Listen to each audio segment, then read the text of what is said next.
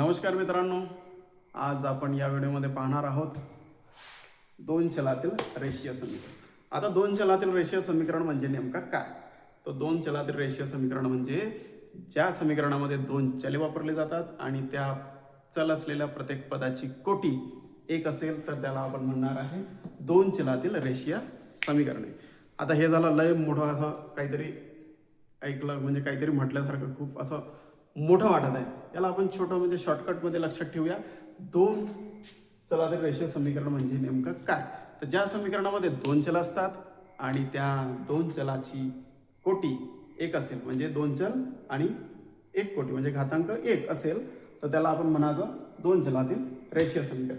आणि याचा standard form काय आहे तर ax plus dy plus c equals to 0 हे आहे दोन चलातील रेषीय समीकरण म्हणजेच linear equation in two variable याचं स्टँडर्ड फॉर्म म्हणजेच सामान्य रूप. काय आहे? सामान्य रूप. ठीक आहे.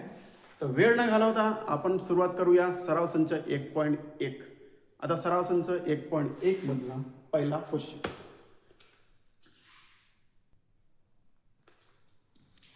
आता ह्या पहिला क्वेश्चन मध्ये कृती दिलेल्या आहेत. मग आता पहिला जो क्वेश्चन आहे हा क्वेश्चन आपल्याला दोन चलातील रेषीय समीकरण आहे आणि जेव्हा आपण दोन चलातील दोन रेषीय समीकरणाचा एकाच वेळी विचार करतो तेव्हा त्या समीकरणाला आपण म्हणतो एक सामायिक रेषीय समीकरण म्हणजे सायमल्टेनियस लिनियर इक्वेशन. मग आता या पद्धतीचं इक्वेशन कसं सोडवायचं तो आपण पाहूया अगदी एकदम सोप्या पद्धतीने. ठीक आहे. मग आता आपल्याला पहिला एक्झाम्पल दिलेला आहे. हे नाही का पूर्ण कृती दिलेली आहेत. ठीक आहे. आपण पुस्तकात पाहू शकता तसं. पण आता हे सोडवायचं कसं ते आपण पाहूया. आता आपल्याला क्वेश्चन काय दिला आहे 5x plus 3y equals to 9. त्याच्यानंतर दुसरा दिला आहे 5x minus 3y equals to 12. आता पहिला जो एक्झाम्पल आहे याला समीकरण 1 नाव द्या, याला द्या समीकरण 2. ठीक आहे. मग आता आपल्याला समीकरण 1 मिळालं आहे, समीकरण 2 मिळालं. करायचं काय आपल्याला सर्वात पहिले पाहायचं x आणि y चं कोफिशियंट.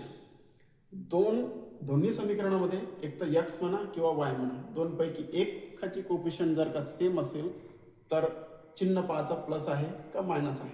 आता इथे पहा प्लस आहे मायनस आहे. आपल्याला माहित आहे प्लस मायनस काय होते मायनस होतो. ठीक आहे. म्हणून आपल्याला नाही का इथं 3y आहे इथं 3y आहे. आता 3y आपण कॅन्सल करू शकतो. म्हणून काय करायचं समीकरण 1 व समीकरण 2 यांची काय करायचं आपल्याला बेरीज करू. आता बेरीजच काय करू प्लस मायनस काय होते मायनस होते. ठीक आहे. इथं जर का आपण मायनस घेतलं काय इथं जर का आपण मायनस घेतलं तर काय होईल मायनस मायनस प्लस हे कॅन्सल होईल का नाही. म्हणून आपण काय केलंय प्लस मायनस मायनस इथं जर का प्लस केलं तर प्लस मायनस काय होईल मायनसच होईल म्हणजे ऑब्विसली हे कट होईल. म्हणून आपण काय केलं या दोन्ही समीकरणाचं काय बेरीज. इथं ऑलरेडी 3 आहे म्हणून आपण काय केलं आहे म्हणजे आपल्याला कोफिशियंट समान करायचं कामच नव्हतं. ऑलरेडी कोफिशियंट समान आहे म्हणून करायचं काय आपल्याला as it is 5x plus 3y equals to 9 then 5x minus 3y equals to 12 यांची करायचं आपल्याला बेरीज. ठीक आहे. मग आता इथे प्लस आहे इथे प्लस आहे कोणतीच साईन नाही म्हणजे प्लसचा साईन असतो आपल्याला माहिती. मग 5x प्लस 2x किती झाले 7x. Okay. Then plus minus minus झाले कट. इथं प्लसचं चिन्ह आहे इथंही प्लसचं चिन्ह म्हणजे काहीच नाही म्हणजे प्लसचं चिन्ह असतं आपल्याला माहिती. बरोबर. मग आता 9 अधिक 12 9 हे बरोबरचा साईन आपला ॲज इट इज ठेवायचा. मग 9 अधिक 12 किती होते हा होतो 21. बरोबर आहे. मग आता इथे काय झालं 7x इक्वल्स टू 21. मग हे इथं लिहून काढायचं 7x इक्वल्स टू 21.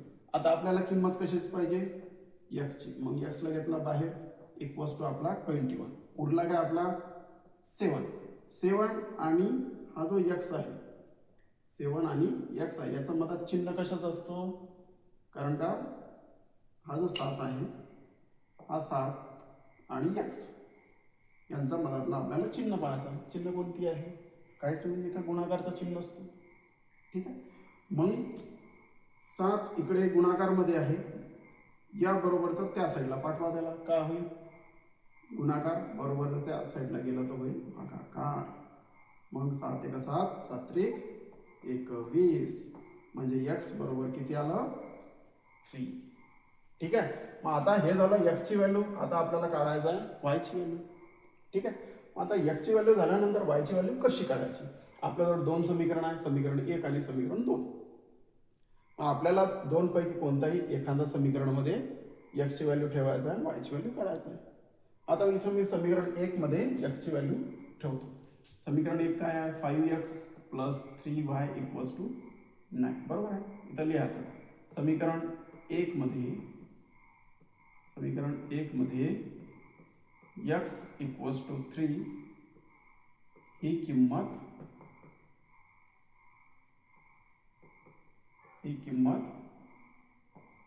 ठेवू. ठीक आहे. मग आता आपण समीकरण 1 लिहिलं आहे 5x + 3y = 9. आता हा जो x आहे, x बरोबर किती? 3 आपल्याला माहिती आहे. मग ते इथं लिहायचं. म्हणता काय आहे? x ची किंमत आपल्याला ठेवायची. x ची किंमत काय आहे? x = 3. मग 5 x च्या जागेवर आपल्याला ठेवायचं आहे 3 + 3y = 9. ठीक आहे. मग करायचं काय आहे आपल्याला? 5 त्रिक 15 + 3y ॲज इट इज = 9. आता आपल्याला 3y ची किंमत पाहिजे म्हणून 3y बाहेर. काय झालं रे बाईले? 3y बाहेर. आता आपल्याला y ची किंमत पाहिजे म्हणून काय? तर 3y बाहेर = 9. हा 9 ॲज इट इज होता. त्याच्यानंतर हा जो 15 आहे तो इकडे प्लसमध्ये आहे, त्याला बरोबरचा त्या साईडला पाठवा. काय होईल? मायनसमध्ये जाईल तो. आपल्याला 3y ची किंमत पाहिजे म्हणून 3y बाहेर वस्तू. आता 15 मधून 9 गेले, किती राहिले? 6. आणि मोठी संख्या 9 आहे का 15 आहे? 15. मग चिन्ह कोणती द्यायचं? मायनस. म्हणून मोठ्या संख्येचं चिन्ह आपण देत असतो प्लस मायनसचं काय म्हणून. मग आता आपल्याला y ची किंमत पाहिजे. होय ना बे? पण y = -6 / 3. 3 1 3,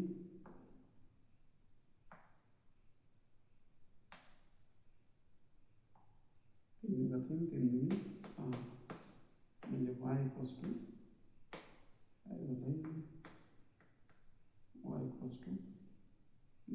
-2. ठीक आहे. अशा प्रकारे आपण हा एक्झाम्पल सोडवू शकतो.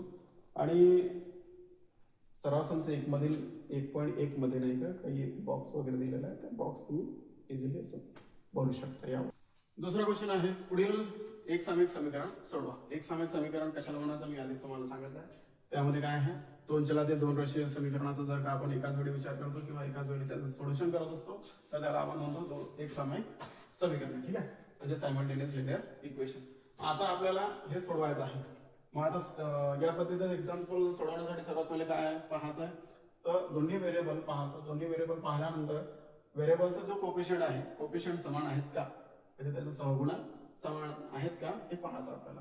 मग इथे नाही का b 5b इथे 5b समान आहेत, म्हणजेच आपल्याला एक कट करता येईल आणि a ची व्हॅल्यू सर्वात पहिले आपण फाइंड आउट करू शकतो. मग करायचं काय आहे? याला नाव देऊन द्यायचं. सर्वात पहिले हे ॲज इट इज लिहून घ्या.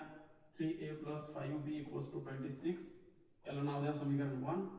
दुसरं घ्या a + 5b = 22. याला नाव द्या समीकरण 2. ठीक आहे. आता समीकरण 1 आणि समीकरण 2 आपल्याला मिळालेलं आहे.